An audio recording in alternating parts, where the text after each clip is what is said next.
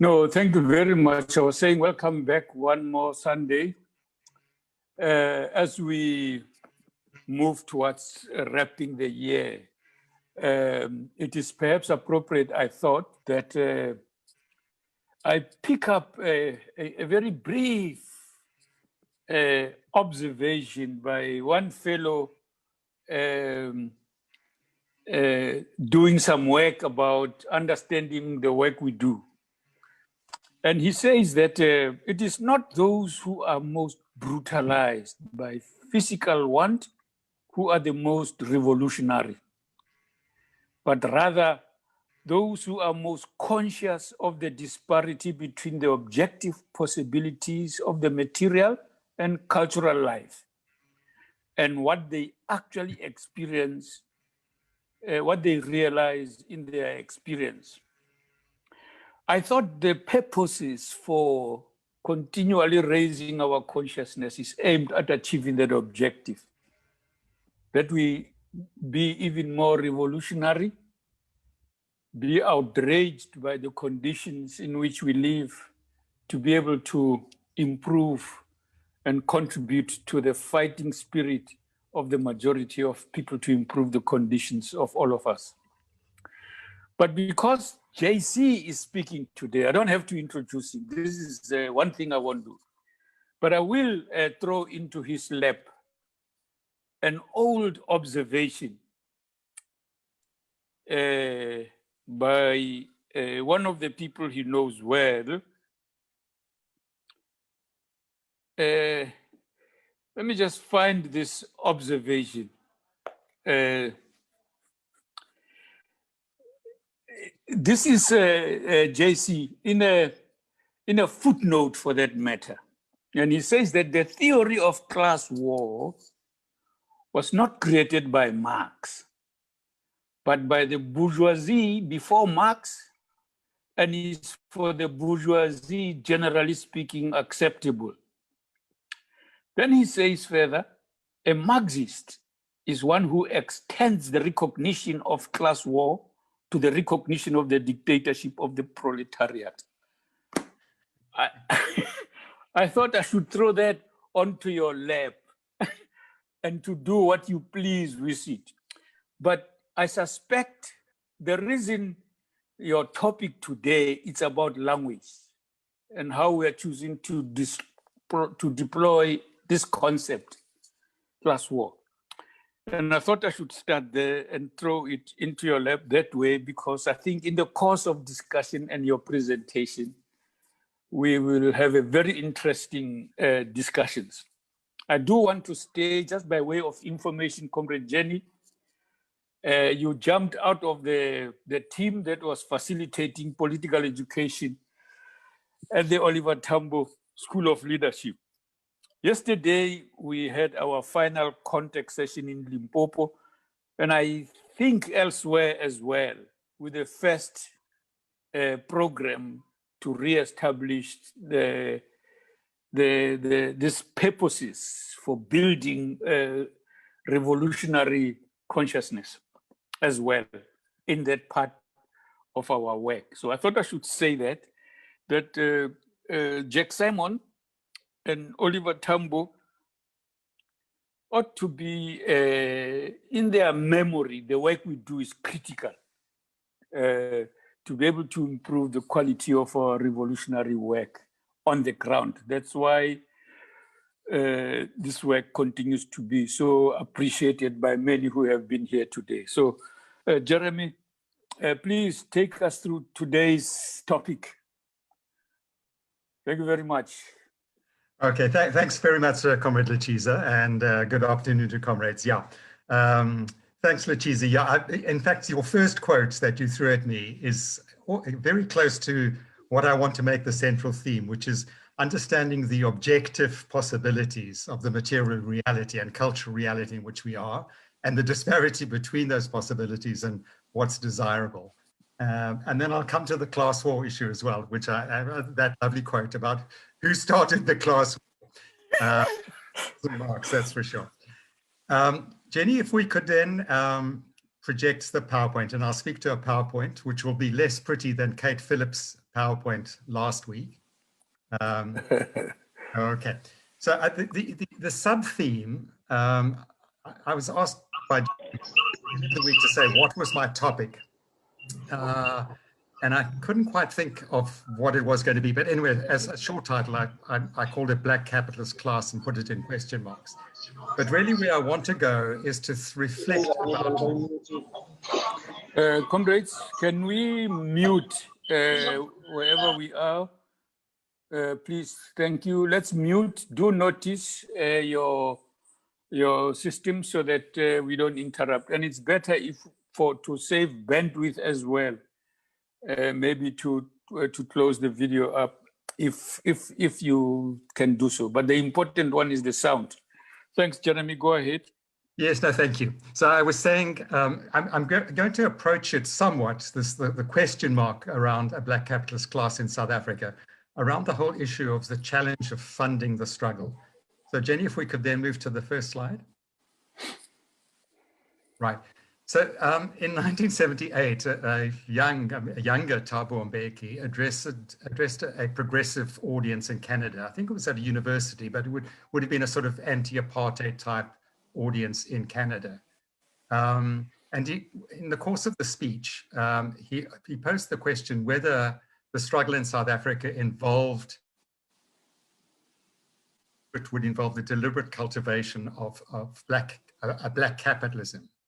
And he rejected that notion outright, and he quoted Frantz Fanon on the bourgeoisie in colonial countries. And I quote Frantz Fanon as Mbeki did back in 1978. So what Fanon wrote was that the dynamic pioneering aspect, the characteristics of the inventor, the discoverer of new worlds, which are found in all early bourgeoisies in the beginning of capitalism, are lamentably absent in the colonial world and post-colonial world.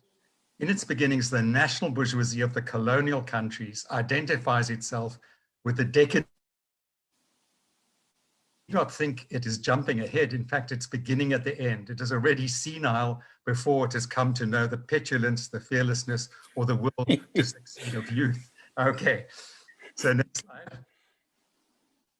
So having quoted that in his speech, Mbeki then went on, agreeing with Fanon, and said, thus black capitalism, instead of being the antithesis of Western capitalism, is rather confirmation of parasitism, with no redeeming features whatsoever, without any extenuating circumstances to excuse its existence.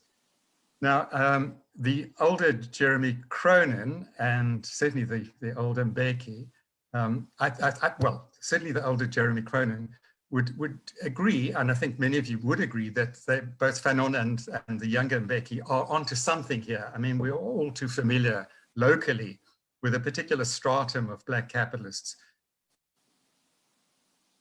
mimic the decadence of the bourgeoisie of the West. You know, we see that in the leadership of much of the leadership of the EFF, for instance, but also the MPCs and many others.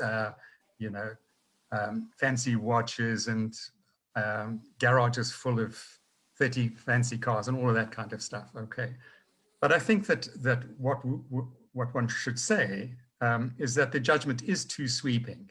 In South Africa, there are in fact thousands of black capitalists and petty capitalists who, against many odds, both racist odds, but also the odds of a society in which there's a highly monopolized, very centralized economy. Against these odds, they've succeeded in building businesses. And the better ones typically without any assistance from the ANC or government or whatever through special tenders and so on. But we should acknowledge that. So not every emerging black capitalist and petty capitalist in South Africa, I think would fall foul of the parasitism with which Fanon and the early Mbeki were talking about. But nonetheless, it does talk into something of a reality. Next slide. Okay, so that's what Mbeki was saying in 1978. 21 years later, he was saying exactly the opposite. So in November 1999, for instance, he addressed the AGM of the Black Management Forum, and he said that the ANC must remain what it has been for many decades, as if this historically has always been the ANC position and always his position, It must be a movement for the elimination of the legacy of the system of racism. And as part of the realization of the aim to eradicate racism in our country, we must strive to create and strengthen a Black capitalist class. Okay. So why the U-turn? Well, I think there are many factors, and I will talk about some of the factors, but I think perhaps the most important is the big challenge that Mbeki, the ANC, all of us were facing about how to fund a progressive political movement, the ANC, but also the party and others, in a capitalist society, especially involving multi-party electoral politics, which cost millions and millions and millions, or appear to do that. Let's move along. So earlier, the ANC's source of funding, in the 1950s, when the ANC really started to become a broad mass movement, it relied largely on the financial support from Black professionals and traders, Black, including obviously Indian business people and so on, and some white Democrats and communists. So, I mean, for instance, the Lillesley farm in Rivonia was bought with SACP funds by Goldreich and Harold Warpy, tapped into by the party from basically supportive, progressive white professionals and business people. After the 1960 banning and launch of MK in that very early period of the 60s, great hopes were vested by the ANC in particular of receiving military and also financial support from the newly independent states and from the Organization of African Unity. And this was a key purpose of Mandela's well-known 1962 tour of the continent. And what he met was with a great deal of disappointment, partly because the PAC had gone out before and had basically portrayed the ANC as a sellout organization working with whites in South Africa and so forth. And in Tanzania, for instance, it was suggested to him that the MK should delay its armed struggle, postpone it until Sobukwe had been released. And in Ghana, although the PAC had met with Kwame Nkrumah, the president, Mandela was denied an audience with Nkrumah and was given a lecture by a minister that the ANC was a tribalist organization and so on. So in that period, then the ANC, there was a big debate inside of the ANC about how to position ourselves, and particularly given this lack of sympathy, actually, from where we had expected to get sympathy for our armed struggle to overthrow white minority rule. So the ANC, there was a big debate inside of the ANC, basically, but it said, look, for the purposes of acceptance in Africa, which was identified at that point as the key source of resourcing, we should adopt an African image and project an African image. But that agenda actually proved disappointing for many reasons, and basically because of the weaknesses, confusions in the newly independent colonial countries and so forth, and also just lacking of resources. And so in practice, for most of its exile years, as far as the majority of the ANC was in exile, or much of it was in exile, the ANC was highly reliant on the generous military, financial, and other assistance from the Soviet bloc, particularly the Soviet Union, but also the GDR, Bulgaria, and other countries in that system. So that through the 60s and 70s and into the early 80s, this was the key source of funding and resourcing. While at the same time, the major imperialist countries simply regarded the ANC as a terrorist organization. Next slide. Okay.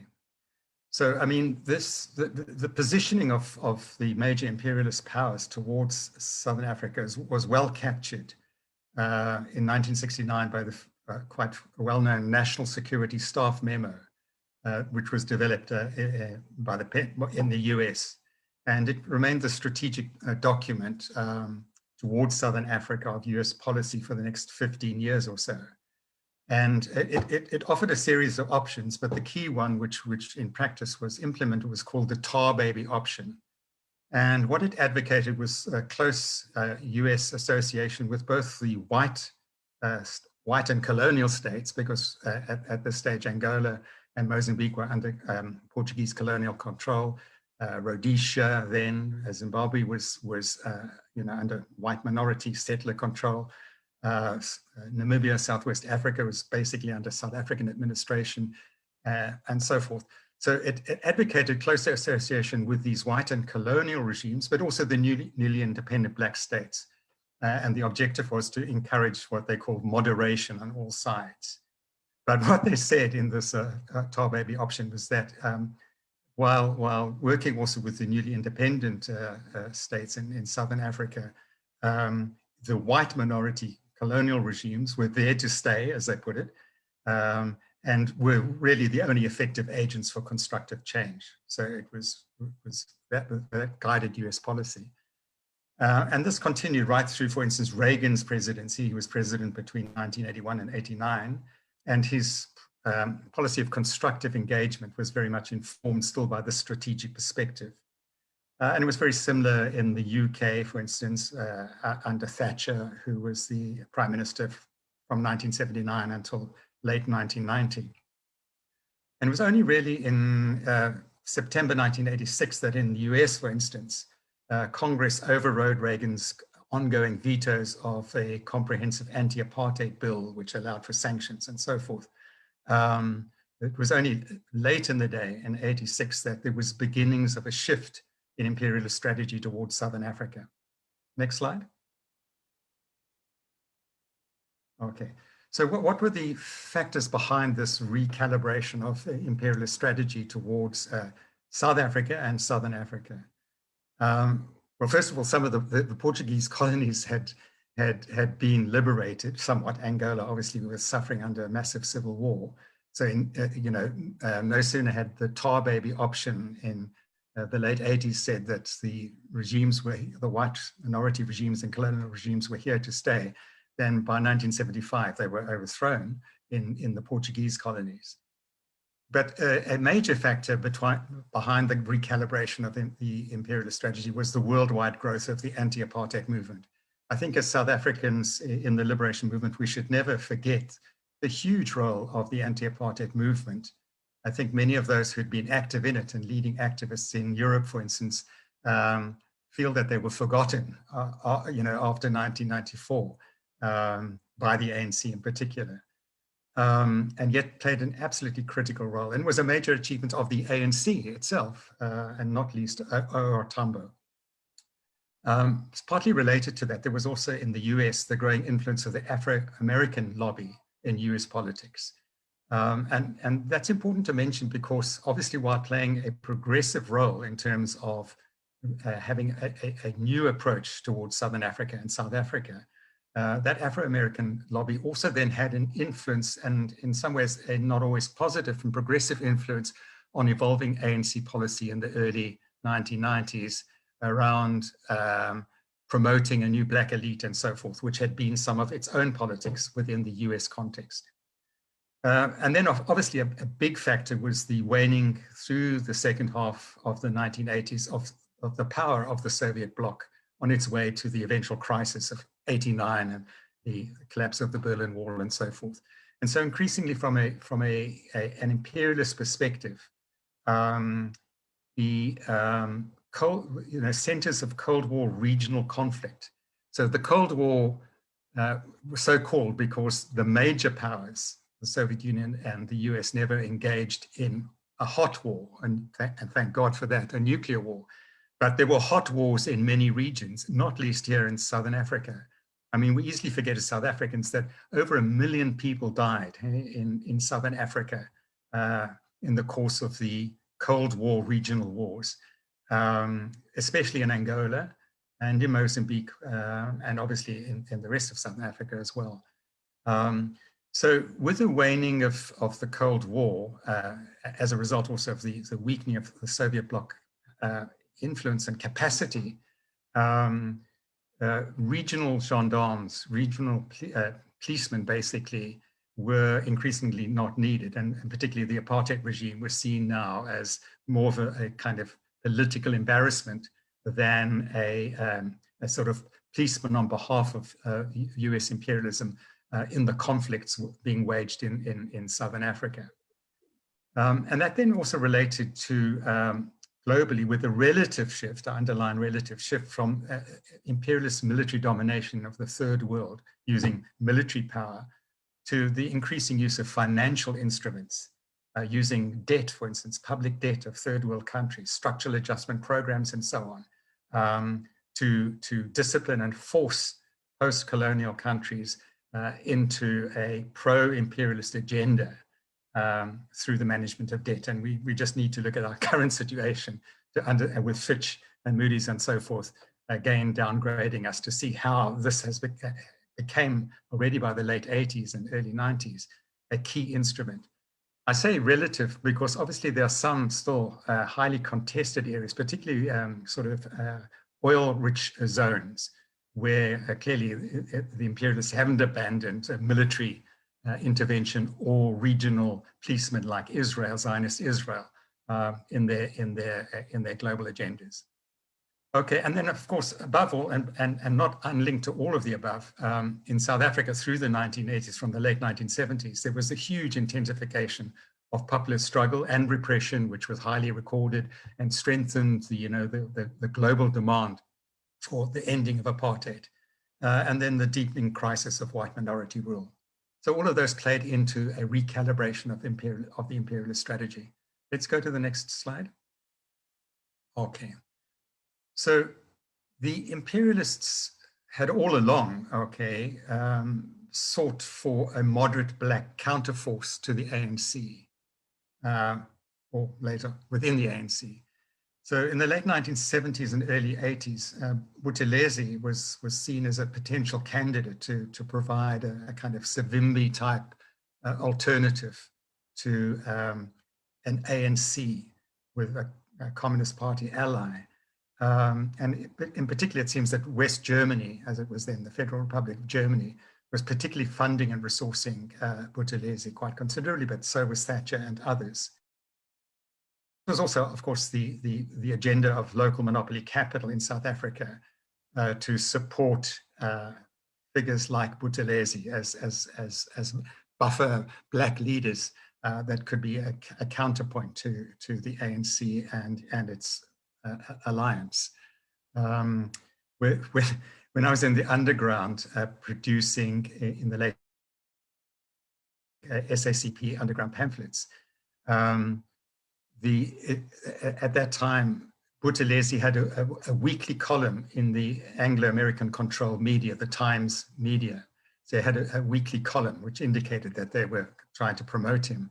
The kind of monopoly capital in South Africa was trying to promote him. And so we, producing in the underground, we were producing several thousand pamphlets and setting them off in bucket bombs and mailing them out and so forth. And whenever we were getting the copy, what we were writing from smuggled in from London, basically from the SACB head office. And when there was an attack on Buthelezi, we were always particularly thrilled because the Buthelezi unfailing, and he was on our mailing list, he would unfailingly then respond at great length to what had been said in the underground pamphlets. And so we would get a second stab at a circulation of what we'd been saying in the pamphlets. Anyway, so the Buthelezi was then favored, but then there was an important development in Western Europe and to some extent in the US as well. And that was the emergence in the 1980s of what came to be called third way social democracy. And an earlier proponent of this was Olof Palme, the Swedish prime minister, not so much in his first term, but in his second term, which ran between 1982 and 86 when he was assassinated, possibly by South African operatives. It's a murder that has never been clarified. The Mitterrand was also then became, in the latter half of his French presidency, became a advocate of this kind of third way social democracy and was later taken up by Clinton and Blair, and was very influential on the ANC, by the way, and not least on someone like Mbeki, who had early contacts with Olof Palme in the 1980s. And so I think a lot of the evolution of ANC policy in the 1990s had to do with the growing influence of these kinds of third way social democratic politicians. So the third way was basically attempting to locate itself as beyond both the left and the right, a social democracy that tried to place itself to combine center-right economics, basically neoliberalism on the one hand, with some kind of social consciousness represented in a kind of center-left social policy. So not completely ravaging the welfare systems that had been planted in an earlier period before Reagan and before Thatcher, but toning them down, but complying with a kind of neoliberal center-right economics.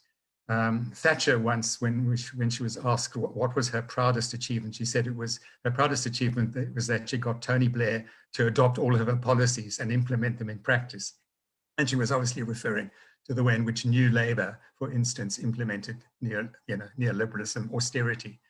And of course, you can recognize this, as we'll talk later on, as to the kind of reality that we find ourselves in currently, with a kind of dominant center-right neoliberal economic austerity, but with attempts at some kind of trickle-down social policy. Okay.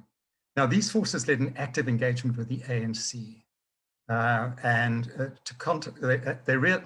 earlier than the Thatchers and the Reagans realized that sooner or later the ANC would become the ruling party in South Africa, and so they sought to cultivate a non-communist, or perhaps what they would have called a post-communist, moderate leadership inside of the ANC. New slide. Okay, so that would be major external forces and the way in which they played a role in the eventual negotiated transition, but also impacted on the culture of the ANC and the policy perspectives of the ANC.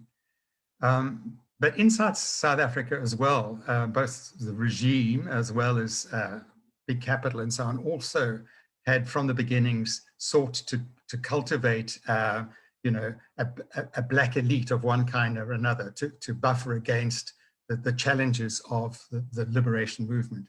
So in the 50s and 60s, obviously the Bantustan policy was conceived as an attempt to build a South African black elite that would displace the liberation movement. So Verwoerd is well remembered for saying the famous quote about Africans being, their only vocation would be to be hewers of wood and haulers of water. But in that same speech, he did say some other things. So first of all, he said, in the European community, okay, above certain forms of labor, the black person has no place. But within his own community, all the doors are open. And for that reason, it is no avail for him to receive a training which has as its aim absorption into the European community where it cannot be absorbed. And so it was this approach which then grounded their funding and resourcing of the so-called Bush colleges under the broader aegis of Bantu education. And the idea was that these Bush colleges would create a new black elite, a leadership, but also a management corps to run a kind of civil service within these Bantustans. And that's important to remember, by the way, because when we talk about the problems of the Sunset Clause of the early 1990s, we think that it was about, which it was to some extent, offering some guarantees to white bureaucrats, the white civil servants inside of the apartheid regime. But it also offered, guarantees and absorbed, I forget the exact figure, but I think it was far more, something like 800,000 civil servants from Bantustans of one kind or another. And, when we look at the challenges of the movement, a state that lacks capacity and so on. When we look at what's going on in the Eastern Cape, for instance, or other provinces in which there were Bantustans, then we need to understand also that, you know, a problem, this attempt to create a kind of black buffer class has also left a legacy into the current South African reality. Okay, I'm not suggesting that all civil servants in the Bantustans were corrupt or you know, or whatever, but obviously there was a very poor culture often in those realities. But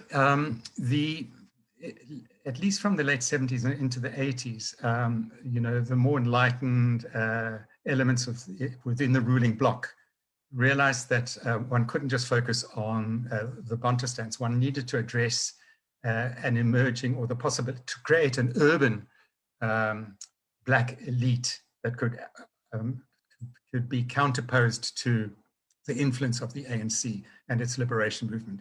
And so the IDT, which still exists, by the way, and in crisis basically, was set up, the Independent Development Trust. Urban Foundation was another major initiative funded partly by big business and supported to some extent by government. And then, of course, there was the 1983 Black Local Authorities elections and the tricameral parliament. So again, an attempt to create a sort of political black buffer stratum and so on. Of course, this was too little too late. And precisely that 1983 intervention became the reason for and the opportunity that was grabbed. And that was why the UDF was launched, the United Democratic Front, in April of 1983 to oppose this attempt and to successfully boycott these attempts to set up these alternative structures. Okay. And so from at least 1985, monopoly capital, in particular Anglos, also big Afrikaner capital and so forth, began to realize that, no, we've actually got to, these attempts to bypass the ANC are going to fall flat. We need to probe into the ANC and to begin to focus on finding, developing, and cultivating, quote unquote, doves, as they would call them, within the ANC. Okay, Letiz is just blocking my thing, but basically IDASA, Van Zyl, Slabbert, and other forces were involved in these initiatives and led the process. Okay, and in that obviously played a progressive role, a partly progressive role in opening up the possibilities for an engagement with the ANC and laying the basis for what became the negotiations. Next slide. Okay. Now, what was prompting monopoly capital was, apart from the appreciation that the political initiatives by the National Party regime to find alternatives to the ANC were not working, was their own problem, economic problem. So, I mean, South Africa had a relatively significant, quite powerful certainly for an African country, for a third world country, a significant monopoly sector. But through the 80s, it was cut off from pursuing the globalization freeway in pursuit of high profits in low-wage economies in the Far East and so forth, which is what their counterparts were doing around the world. So part of what Thatcher and Reagan had done was to break the old social contracts, social accords in Western Europe, for instance, where instead of there being social accords between big business, the labor movement, and a social democratic, let's say, or a labor party, with the crisis in Western Europe, well, a global capitalist crisis from the early 1970s, basically neoliberalism became the new vogue, and part of that was pushed by monopoly capital in those countries, developed northern countries, which no longer wanted to be bound into welfare, taxation, social accords with trade unions and so on. And having recovered from the Second World War, wanted now to pursue low-wage economies elsewhere in the world. In China, which had begun to open up now with the reforms, the Deng Xiaoping reforms, in South Korea, later on in Vietnam, and then with the collapse of Eastern Europe, obviously then in the Eastern European countries as well. But our monopoly capital was locked in and couldn't easily pursue this globalization and financialization. And they were locked in by the success of the anti-apartheid struggle. So there were financial, economic, oil, arms, and other sanctions imposed on capital inside South Africa. And then further crippling them was, and frustrating them was all the defensive measures that the apartheid state had to take. So they imposed very tough exchange controls. You couldn't get your money out very easily. There were two rands. There was a rand and then a financial rand, which you could use to invest outside, but that was very tightly constrained. The apartheid regime applied very strict prescribed assets on capital, and particularly on finance capital. X amount of money had to be invented, a percentage of profit, of surplus had to be invested into particular prescribed assets. And there was quite heavy corporate tax and so forth. And so this forced South African monopoly capital to invest locally. And what they did was there was a huge process of conglomeration. So mining houses invested in forestry and agriculture and in retail. The retail sector invested in agriculture and so on. So there was huge diversification. Somewhere in the 1980s, I read somewhere that one of these big giants, conglomerated giants in a whole lot of sectors, not even just one sector, was Barlow Rand. And apparently Barlow Rand had the second largest number of employees of any company in the world at this time. And that reflected just the fact that they had to conglomerate. They couldn't get their money out and so forth, and invest surplus elsewhere. And ironically, and I think maybe we need to think about this, are the conditions, obviously in some ways they are much more favorable. In some ways, the conditions for trade union organization in the industrial sector in particular became more favorable from the mid-1980s than they are perhaps now, when capital has huge mobility. And if workers go on strike and so on, then they just, disinvest and move elsewhere, whatever. And so it's no accident that something like COSATU, before which COSATU obviously launched as very powerful trade unions. South African monopoly capital was forced to find an accommodation with the South African working class. And I think that also, looking back, this also led to certain workerist and syndicalist and social accord illusions within the labor movement and the broader progressive movement, that we could do business. We had a valid interlocutor in South African monopoly capital. I'm not saying we shouldn't interlocute with South African, we have to with South African monopoly capital, but I think the reality that it was penned into South Africa created conditions which no longer exist. Next slide. Okay. So all of this laid the basis in South Africa for negotiations. And I think what was not sufficiently appreciated as we went into the negotiations was that there were two very different strategic agendas at play. And when I say that there were some illusions about social accords and so forth, particularly on the economic front, I'm thinking of this.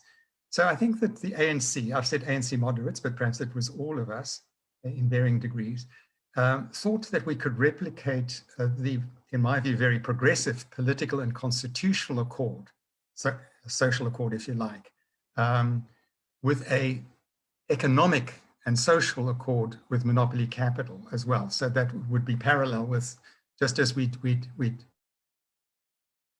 settlement on the constitutional front, on the political front, that it would be possible also to achieve a similar economic social accord, an economic codessa, as some people refer to. And by doing that, and we would be able to do that, and this became the kind of moderate version, by creating an investor-friendly macroeconomic framework that would attract investment and perhaps even Marshall aid, the kind of huge finances that the US poured into Western Europe after the Second World War. And this would produce growth, and that would allow us to have the kind of social redistribution at scale that all of us in the ANC wanted to see. Next slide. Okay, okay. But actually what South African monopoly capital wanted from a post-apartheid government was something quite different, okay? They wanted macroeconomic policy that would remove exchange controls, that would get away with, do away with prescribed assets, that would allow monopoly capital finally in South Africa to globalize, to financialize, to shift huge amounts of capital out of South Africa. And of course, that's what had happened. I mean, billions and billions and billions of legal as well as illegal capital left South Africa from the early 1990s, but right to an increased right until the, increased something like 20%, 25% of GDP was lost, according to one economist in 2007, the equivalent of something like 20% of our GDP to capital flight. Okay. They also wanted macro policies that would lock us in to the IMF World Bank discipline. And so that debt basically would be used as a threat, as a leverage to prevent excessive, in their view, public sector debt, to discipline the new democratic state. And so secretly, in late 1993, what was, remember before the elections in 1994, there was a transitional executive council which involved National Party politicians as well as some ANC politicians in the Transitional Executive Council.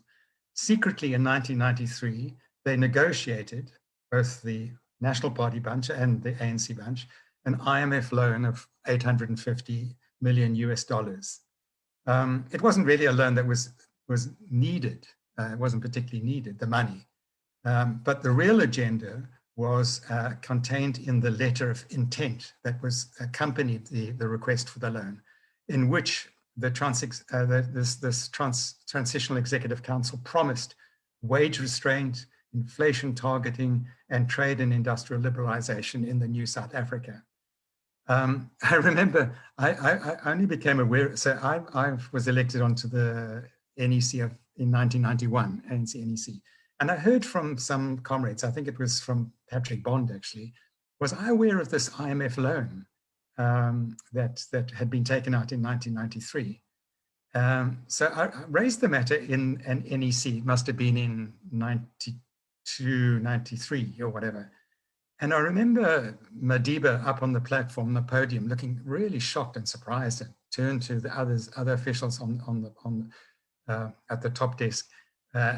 They didn't seem to know. And eventually Tito Mboweni, who had obviously been involved in this, stood up from the back of the NEC. He always used to sit at the back of the NEC, and said, no, there was this IMF loan. It was just a small loan. It didn't amount to anything and so on. So he knew all about it and had obviously been involved in the TEC process.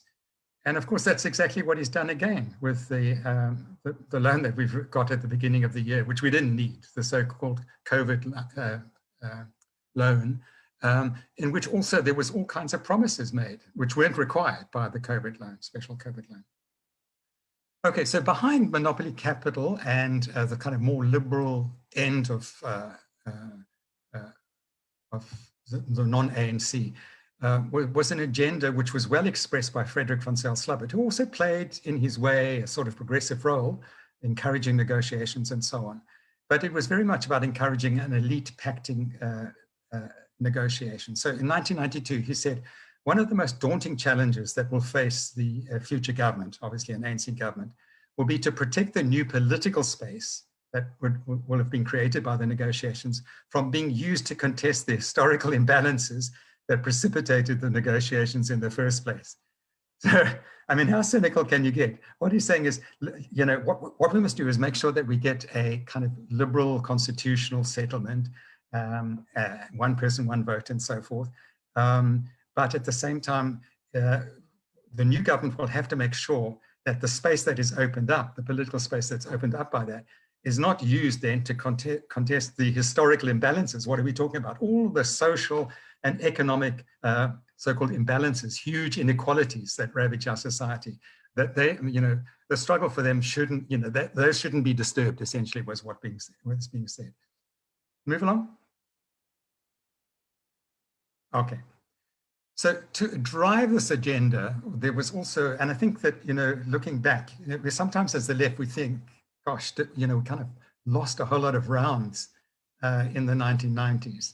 And I think we did, okay. And it was not necessarily that we didn't try or that we weren't fighting and so on, but we were up against a huge range of forces, monopoly capital in South Africa, global international capital, at a time when the left was off balance, basically, with the collapse of the Soviet Union, amongst other things. Okay. So a lot of effort also went in this period into what we might call the ideological cultivation of an ANC neoliberal cadre. Okay, so for instance, I mean, just to name one example, in the early 1990s, Tito Mboweni, Maria Ramos, and Lesetja Kganyago, among others, all underwent so-called training at the notorious investment bank Goldman Sachs. For those of you who don't know Goldman Sachs, I'm sure you all know of Goldman Sachs, but I mean, they are, amongst the kind of worst of the economic hitmen around, global hitmen. I mean, they were the ones that advised the Greek government prior to the massive crisis in Greece, and then bet against the advice that they'd given and made billions out of the crisis in Greece, for instance. And Tito later, when he was appointed as an advisor in 2010 to Goldman Sachs, at the time when he was the chair of Anglo Gold Ashanti, remembered fondly, basically, that he'd been to Goldman Sachs. Yes, he said, I've known these folks for a long time. And when it was not fashionable, they opened their doors to young ANC economists and took them for training in New York, as if it was some kind of generous, bursary that had been given. I mean, this was a hard-nosed attempt to develop a particular kind of neoliberal-oriented cadre, and not without success, as we can see inside of the ANC. Let's move along. Okay. So this was the... Also, we began to see early, what we later call BEE moves, Black Economic Empowerment moves. I didn't know this, but I then read it later in Mark Gaviss's biography of Thabo Mbeki. Apparently in November of 1990, Mbeki tried to sneak the beginnings of what we later call BEE policy into the ANC, into an NEC meeting of the ANC, under the cover of a document which was calling for the phasing out of sanctions. But according to Gavissa, the attempt to, in 1990, the suggestion that the ANC should call for the international community to end sanctions was so unpopular in the NEC that the suggestion that there should also be some kind of BEE in exchange for that, presumably that monopoly capital in South Africa would, in exchange for having sanctions loosened, would then also create space, shares, or some kind of ownership for selected Black individuals. So that got chucked out as well. The way Gavissa portrays it makes it sound like it was two different things, that he was proposing, let's phase out the sanctions, but in doing that, what we can do is maybe also negotiate some kind of BE. But the things are linked, basically. It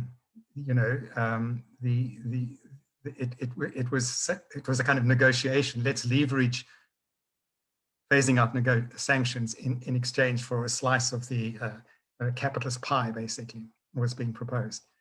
Now, can you imagine if, I mean, no wonder, I mean, you get a sense of the many debates and struggles that were going on inside of the ANC in the negotiations period, which is often forgotten, I think. But so in 1990, so negotiations have hardly got underway in November of 1990.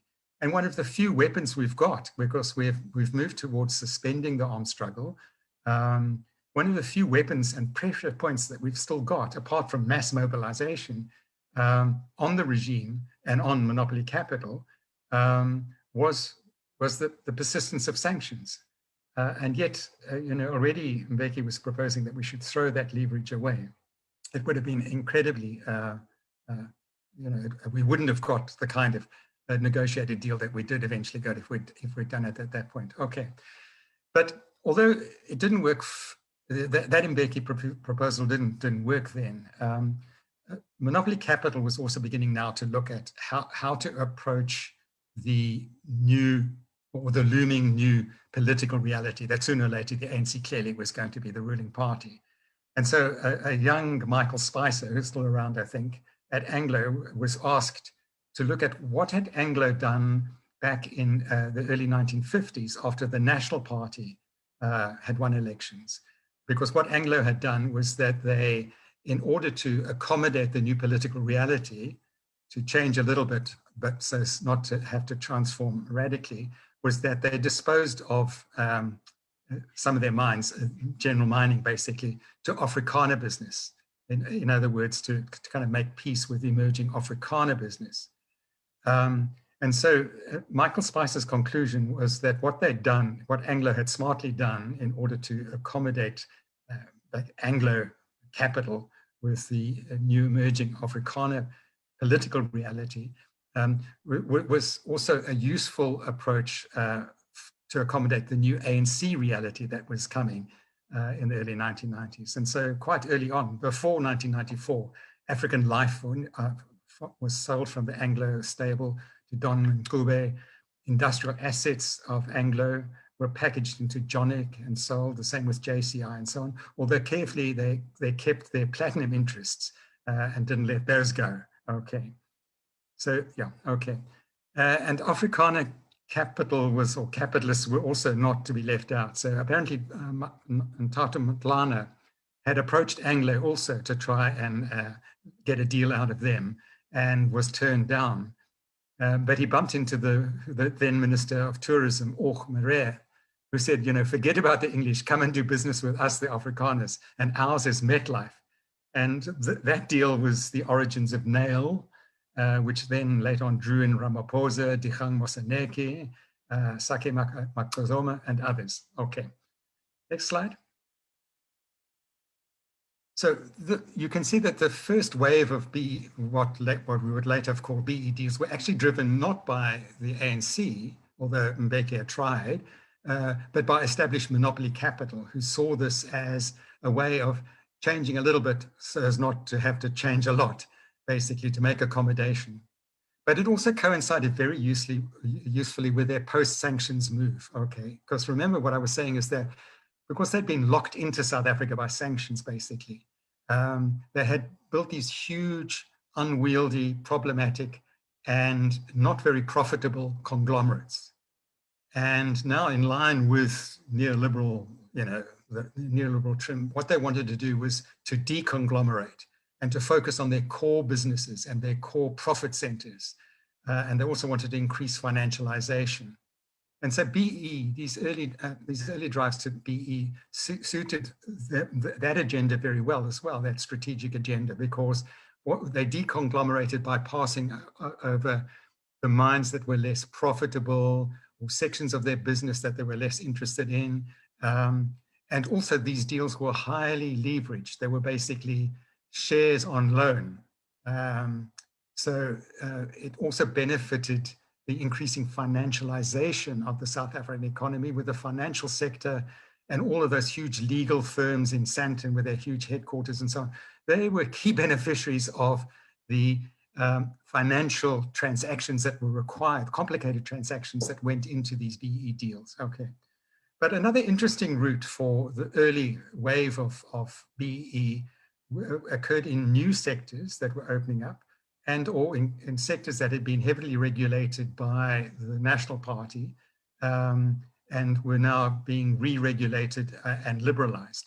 So the most obvious one was the opening up of the spectrum in 1993 and the huge opening up of, you know, the cell phone industry. There was also the kind of liberalization of broadcasting and also of gambling. And key players in this space were Motlana, but also individuals associated, interestingly, with the investment arms of unions. Copeland in particular, linked to Saktwu, and his HCI, Marcel Golding from NUM, and the the Mine Workers Investment Corporation. But also close Mbeki associates, Swatsungonyama, Andile, who was the DG in communications, Andile, whatever. looking back, there's some evidence that NUM and SACTU, through their investment arms, were early movers in the space. Other unions tried to get into it, but were slow movers and not so effective. And I think that both HCI and MIC had benefits for NUM, for the workers in NUM, and for SACTU, although also lots of benefits for Johnny Copeland and Marcel Golding and those associated with him, personal, wealth and so forth. But they did pass on resources and bursaries and things like that and funding into NUM and SACTU. But of course, even there, we need to ask whether the South African majority benefited. We've got cell phones, and some union-associated investment arms got very rich out of the process, but the cost of data in South Africa is hugely expensive. Golding and Copeland were involved in some of the new broadcasting, private, for-profit radio stations and so on. And that some of that resources probably also assisted NUM and SACTU. But what has been the impact of privatizing lots of broadcasting on, for instance, the public broadcaster, the crisis that we're facing in the present? Moving along. Okay. So in short, whose agenda was this BE? Was it monopoly capital or the agenda of the ANC democratic government? For foreign investors and South African monopoly capital, finding black partners through BE deals, amongst others, was a means to accessing the ruling party, to tenders, and so forth. For the ANC, the argument was twofold. The first argument was that by actively promoting a black so-called patriotic bourgeoisie, we would have a more reliable source of party funding. We couldn't rely, and you can understand why we felt this, couldn't rely on Anglo-American or Rembrandt van Rijn and so forth, to Remgro and so forth, to be our principal funders. So the argument was that we're in a capitalist society dominated by this. In capitalist societies, elections, multi-party elections are hugely expensive. Where are we going to get the resources? So we need very quickly to promote those with wealth that can do so.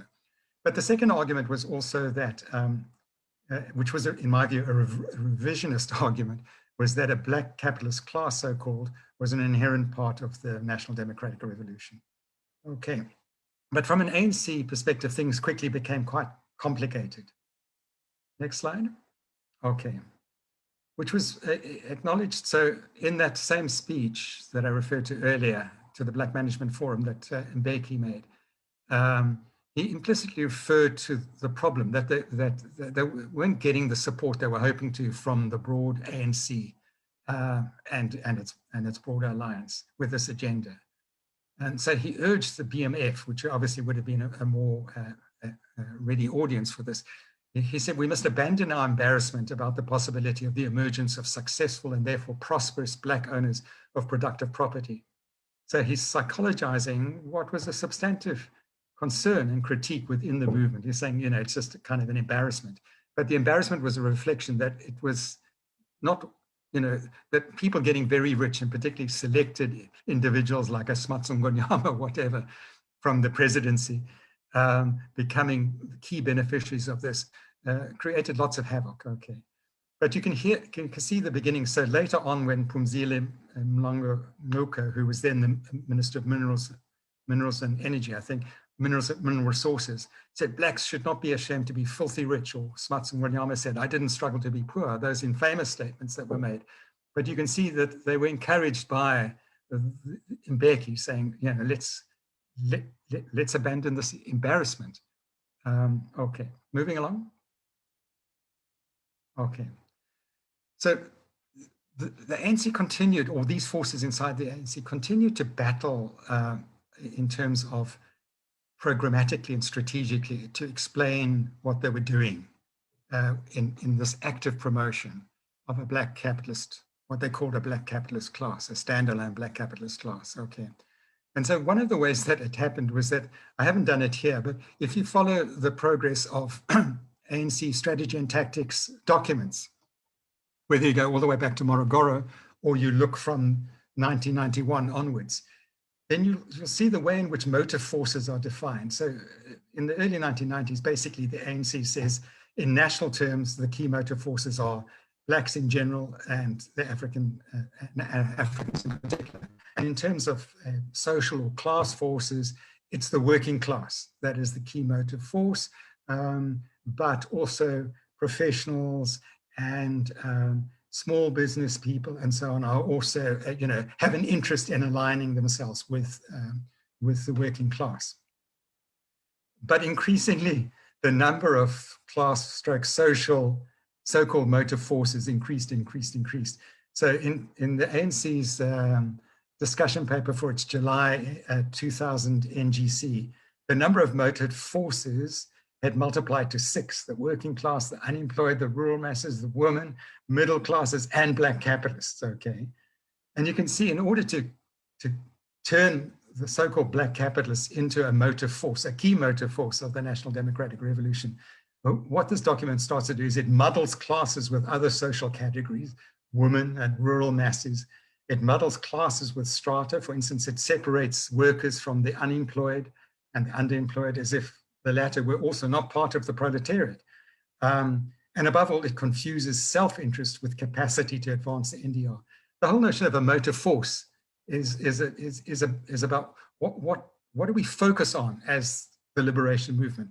What forces not only have an interest in change, but also the capacity for thoroughgoing radical transformation, okay? But increasingly then in ANC documents, basically anyone with an interest in deracialization becomes a motive force, okay, regardless of their capacity to drive a serious national democratic revolution. Let's move along. Okay. The other way, yeah, so also then they try to embody this notion of a so-called black capitalist class as a key component of the National Democratic Revolution. I think I've quoted this before in an earlier lecture that I gave to Jack Simons, but in a discussion document of 1998, the State, Property Relations and Social Transformation, a grouping around Mbeki basically developed this. And it says the state in its procurement policy, its programs of restructuring assets, i.e. through privatization, using instruments of empowerment, pressure and other measures, must promote or promotes the emergence of a black capitalist class. Now, new slide. Yeah, okay. So back then in 1997, 98, the party came in tripartite, in summits and so forth, alliance summits and so forth. We raised very clearly the two questions in regard to the strategic agenda. The first was that, look, South Africa already has a developed capitalist economy and a long-established South African indigenous, if you like, capitalist class, national class. Of course, it's overwhelmingly white and male, we said, and it remains so. But we said we a standalone black capitalist class to be forged. That there could be black capitalists. There were already, and there could be more. And there was no reason why capitalists should be white and male, or overwhelmingly white and male. But the idea that there would be a separate class in itself and for itself, a black capitalist class, we said, we didn't think that would be the case.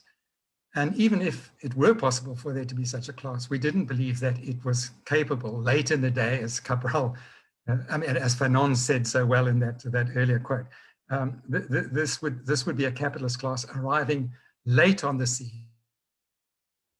A highly developed capitalist, skewed but highly developed capitalist economy. They would be unlikely to be able to drive technological modernization and broad economic development. Okay, next slide. So, what we argued is that essentially to create a new strata, new capitalists, generally they require some form of primary or primitive accumulation to enter into the process of expanded capitalist accumulation. You might want to be a capitalist, but unless you've got capital, you can't, you're not a capitalist and you can't become a capitalist. And we argued then in 1997, 1998, that generally speaking, new fractions of the capitalist class, certainly in South Africa, could only emerge substantively through indebted shareholding, through existing monopoly route, with all the dangers of fronting, compradorism, being very dependent or closely associated with the agenda of inevitably of monopoly capital, or alternately by looting of public resources, what we call parasitism, what later became state capture. Now, very interestingly, in 1998, in that paper, in the engagements in the alliance, the Mbeki grouping conceded this. They said that while these forces, they're talking about the emergent black capitalist class, will be direct beneficiaries of the NDR in their view, they can easily be co-opted, they conceded this, into the agendas of their white counterparts, and they can also easily become a source of corruption within the state. So this was a prophetic concession, but basically the Mbeki paper and then the strategy and tactics document the year later, or 1998, of the ANC, basically said, but that's why the ANC leadership of these forces is critical. But as we look now at the scene of what looks like a lot of devastation in the ANC and in our country, who is leading whom? Is the ANC providing effective and disciplining leadership of these forces, or is it a bit the other way around? Next.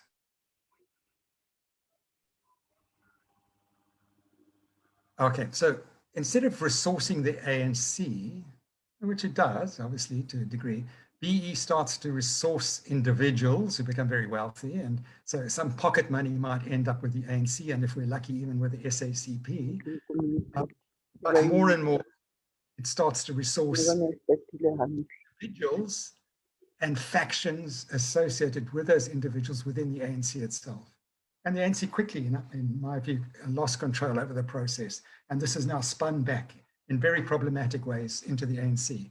I mean, we could see it early. I mean, this was one early evidence in 2001, when Police Minister Steve Tshwete announced that Ramaphosa, Toke Sogole, and Matthews Phosa were plotting against Mbeki, okay? And this was the police minister saying this. And clearly, you can see what's happening here is that the Ramaphosa, Sogole, and Matthews Phosa had been beneficiaries of BE deals with monopoly capital and also imperialist capital. And this was a source of concern to the Mbeki circle, that their independent access to wealth would also become then the source of political campaigning inside of the ANC at their expense, okay, creating the sense of insecurity. And of course, still today, from the RET side, the so-called, the kind of Zumaites, this allegation obviously directed at Ramaphosa that, he's working on behalf of foreign interests or white monopoly capital and so on. So that allegation and thing is, has ancient history. It goes back to the Mbeki period and to someone who was very close to Mbeki, Steve Tshwete. Also, I mean, this also led the other tensions were that there were many aspirants. When Phumzile said, get filthy rich. So a lot of people thought, well, that sounds like a good idea. But not everybody could be accommodated within the formal BE deals. And that led then to, increasing illegal approaches to parasitism. At first, it was largely concentrated around provincial bosses and the ANC youth with Kebble. But this eventually evolved into full-blown, what we've called state capture of the Gupta years. Next slide.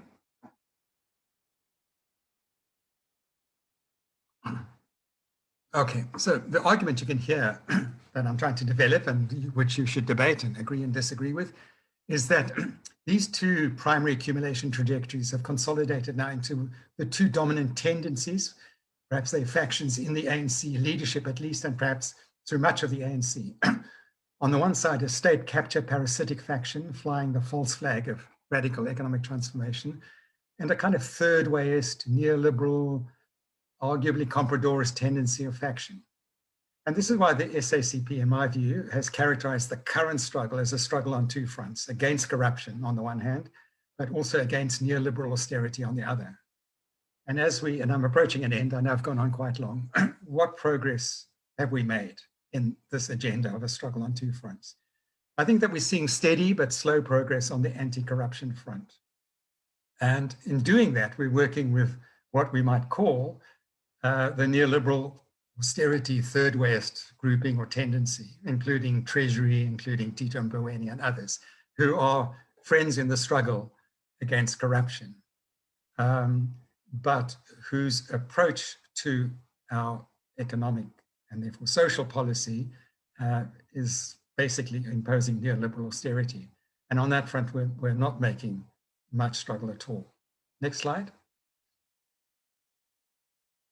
Okay, this is a qualification which maybe I can jump over, but essentially what I do want to, I should have made it earlier basically, but I don't think that as we're criticizing BE and compradorism and parasitism and so on, we're not saying that Black capitalists individually or collectively are necessarily bad people any more than white capitalists, but there are systemic limitations to being a capitalist.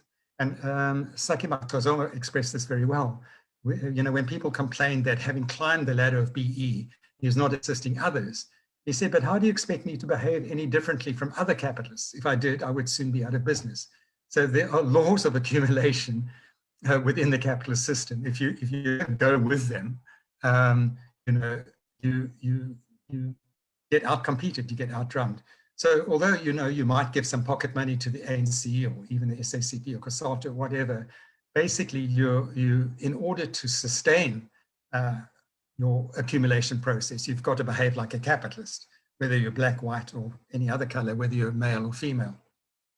It's also important to say that obviously the SACP supports the Freedom Charter to call to remove all racial and gendered restrictions on rights to trade and so on.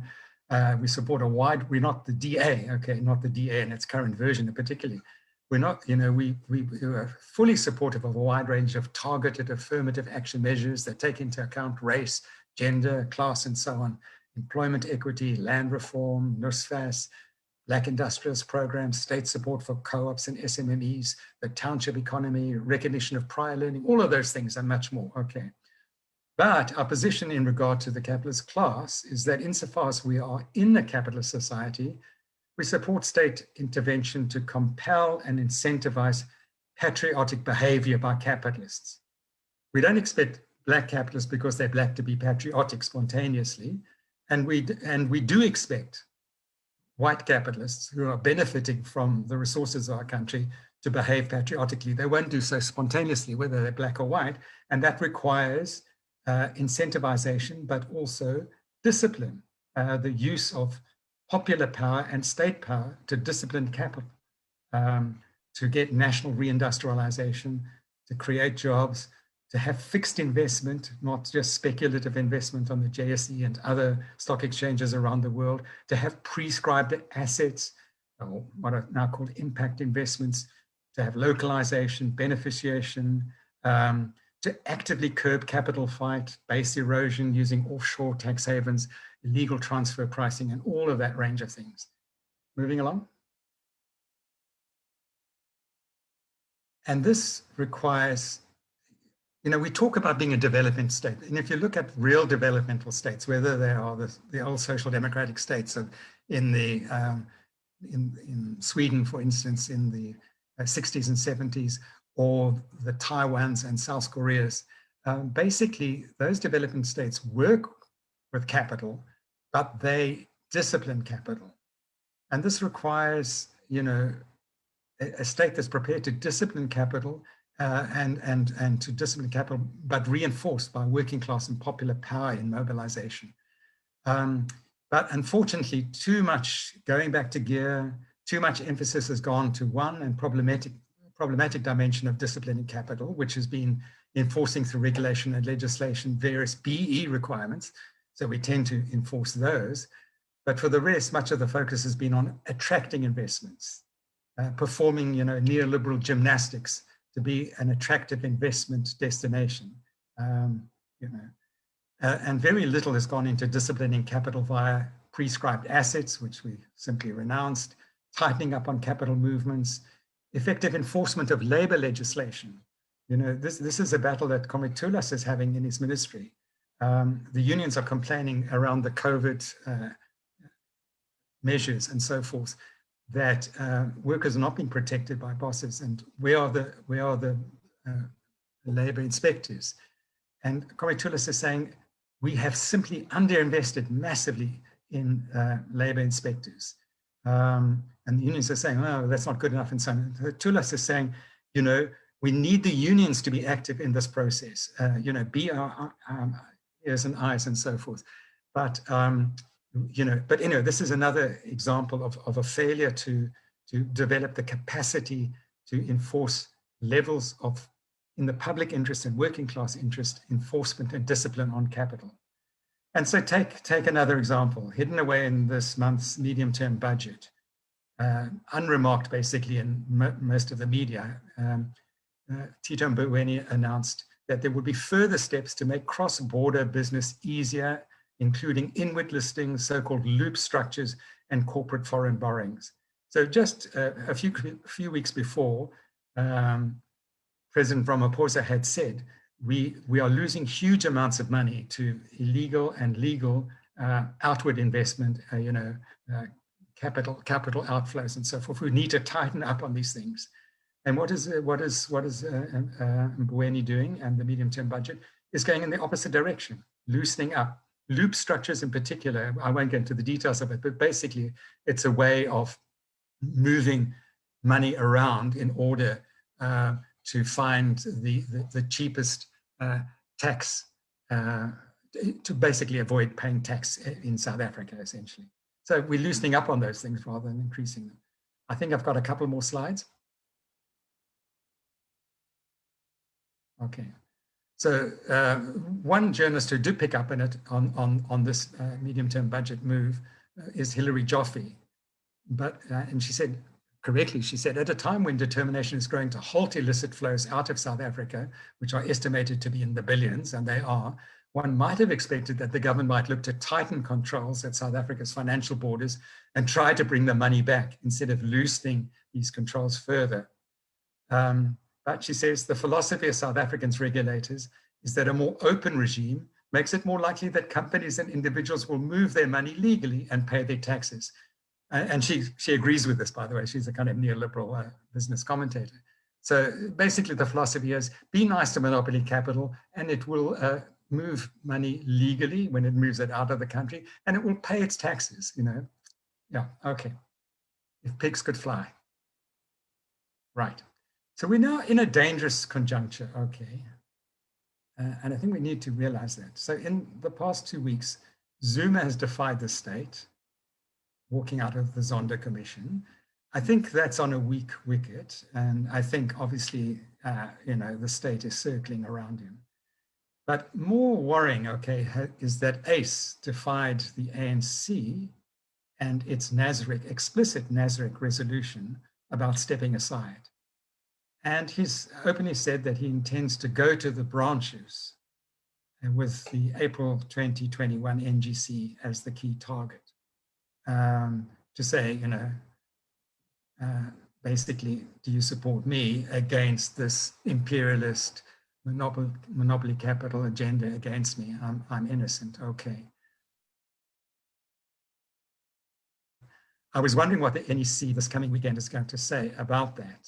And already the presidency has correctly said, ACE, the ANC presidency has correctly said that, you know, ACE can't pick and choose what the branches have said. The branches have clearly said at Nasrec, they might have said that we need to nationalize the Reserve Bank and that we should have expropriation without compensation. But they also said that anyone in the ANC who's charged in the courts must step aside.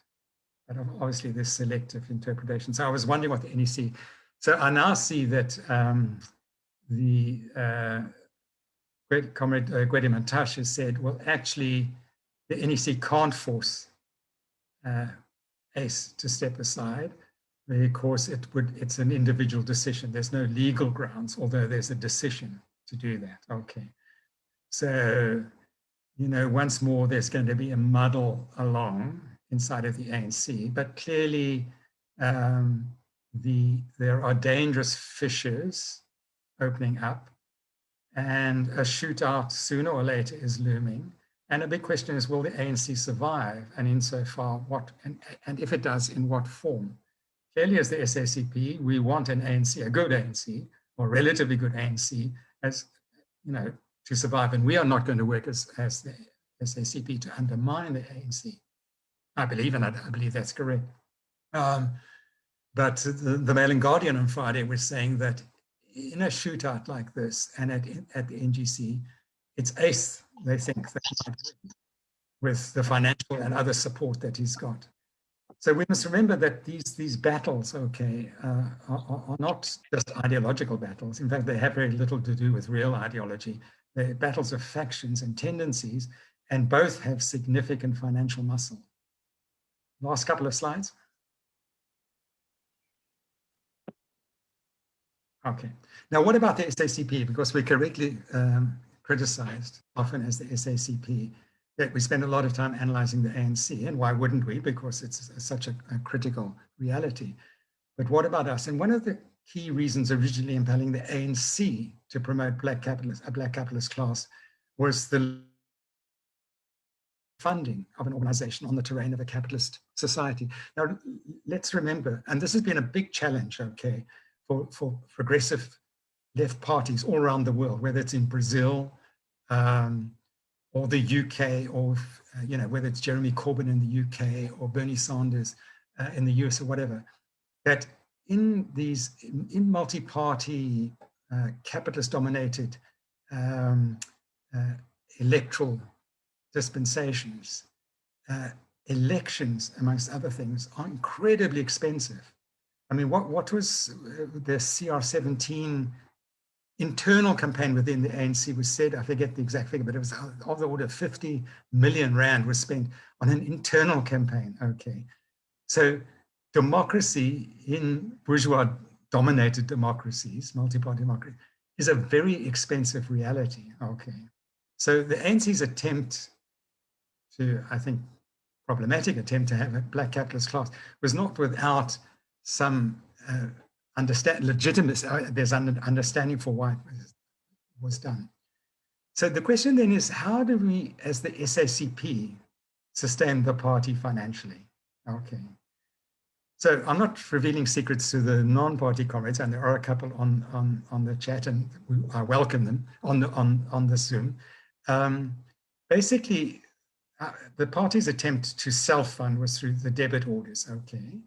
And that has been an important source of funding and resourcing for the party, but it's never covered our monthly expenditures. And with the impact of COVID and more retrenchments amongst our membership and so on, it's you know, the situation will have become more problematic. We've had historic support from trade unions, often generous support, but it's unreliable, okay? It's often...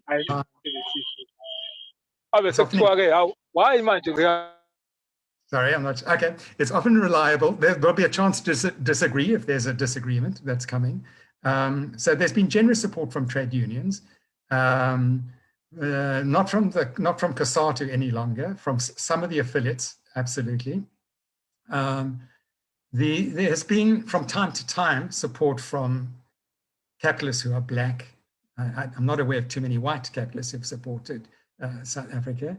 And that's mainly been because, for instance, those aligning themselves with the CR17, for instance, campaign against the terrible wreckage of the Gupta years, saw the SACP as an important factor inside of the ANC itself and within the alliance and within the broader society. And so, you know, we got some support then. But it's for that agenda rather than obviously for supporting the SACP per se. Then, you know, we need to think about the sociology of the SACP. So we've got a national and provincial and even probably district leadership cadre, most of whom survive as ministers, deputy ministers, MPs, MPRs, mayors, councillors, public servants, and so forth. And they're supported by another layer of leadership in offices and things who are terribly underpaid, often not paid from month to month, as Solly and others will tell you, and under huge pressures. So for a lot of our national leadership, the way in which we're able to sustain them, and it's good that they're deployed into the ANC or into government and things like that, because hopefully they're making a positive contribution there. But it does mean that a lot of our leadership, SSCP work is not the very little time. I think of, it's invidious to mention names, but I think of someone like Comrade Yunus Karim, okay, who's an outstanding MP, got relegated in the ANC list process to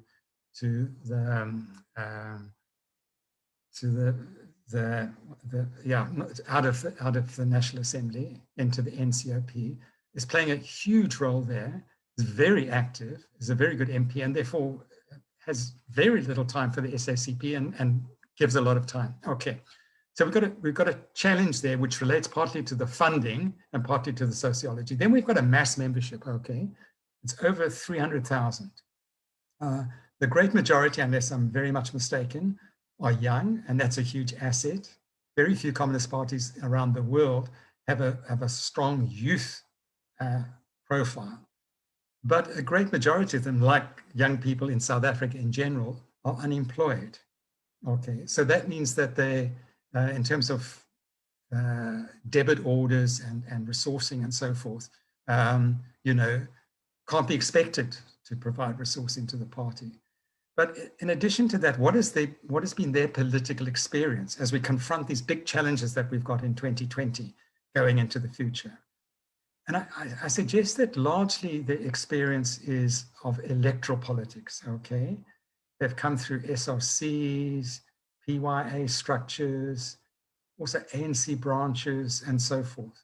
And so their experience is often very shaped by, and then activism in national, as Red Brigades and so on, in national elections and local elections and by-elections and so on. And so I venture to say that there's less community and shop floor organization and campaigning experience throughout our party movement. Partly there's not the time, partly it's not the political education through practice and organization that we're getting. I'm making generalizations, and I hope comrades will correct me or nuance what I'm saying. I think I'm coming to the very last slide. Okay. So discussion points. So am I right to portray, or are we right, because it's not just me, to portray the dominant vectors at play within the ANC as being between a kind of third way, neoliberal light, somewhat compradorist tendency on the one hand and a parasitic ority tendency on the other? That isn't the whole story of the ANC, but are those the dominant motive forces, if you like, at play within the ANC? What about the trajectories within the organized working class? I haven't spent time here, I haven't had time in this input. But I think we need to note that there's been a massive neoliberal rollback of the working class. I mean, through going back to the mid-1990s, retrenchments, casualization, labor brokering, informalization, and so on, which has placed unions massively on the defensive. And when on the defensive, you got into internal battles within unions, but also in cannibalizing membership of other unions. And I think that a lot of the story around SAFTU, NUMSA, and its break with COSATU and its affiliates has to do with the pressures under which unions are under, and the temptations to cannibalize and so forth. And then we all know that there's a lot of factionalism related also then to various forms of BEE and business unionism and so on. The main exception to unions being largely on the defensive is the public sector, because ironically, the public sector has had a better employer by and large, not the municipalities perhaps, but generally through much of the civil service. But of course now, predictably, they are the primary focus of the neoliberal attack. Okay. And then what about the SACP? What is, and it's the points that I've already made. What is the social composition of the party? a leadership cadre with tenuous positions within the state and within ANC leadership structures, and a mass membership overwhelmingly useful and unemployed, but with an experience of effective mass campaigning and so on. So in this context, what do we actually mean by reconfiguring the alliance? Okay, what do we mean by a left progressive front or fronts? Obviously, will these be resourced in ways that don't make them open to other people's strategic agendas? So I've taken much longer than I intended, or far longer than I intended. My apologies for that, but comrades, I look forward to vigorous engagement. Thank you very much. Thank you.